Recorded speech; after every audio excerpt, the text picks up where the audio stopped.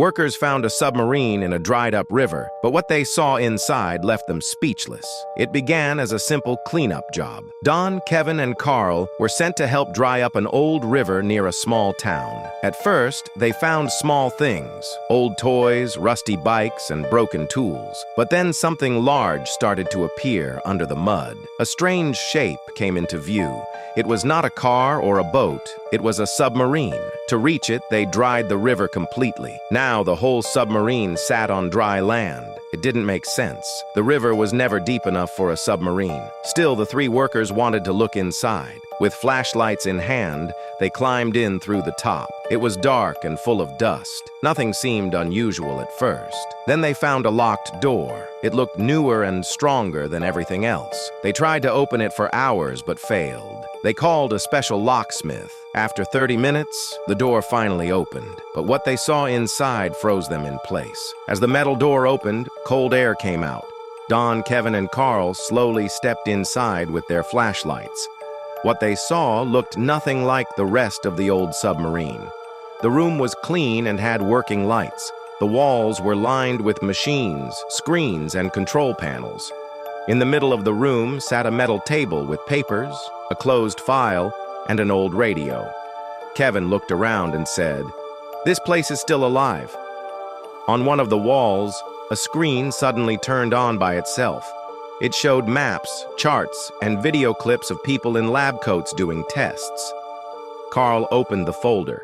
The cover said, "Project Deep Silence, Cold War Experiment." They all stared at it. This submarine was not just a weapon. It had been part of a secret mission during the Cold War. The papers inside listed test names, dates, and photos. There were also details about sound waves, deep-sea signals, and strange symbols none of them could understand. "This place was used for secret research," Don said, "and they didn't want anyone to find it." Just then, the old radio made a sharp crackling noise. A voice came through, "They're inside. Lock it down." All three men froze. The voice was calm but serious. It meant someone knew they were there. Carl turned off the radio quickly. They looked at each other. No one said a word. Then Kevin whispered, "We have to go. Now." They grabbed the folder and backed out of the room. As they moved through the narrow halls, they heard sounds behind them. Footsteps.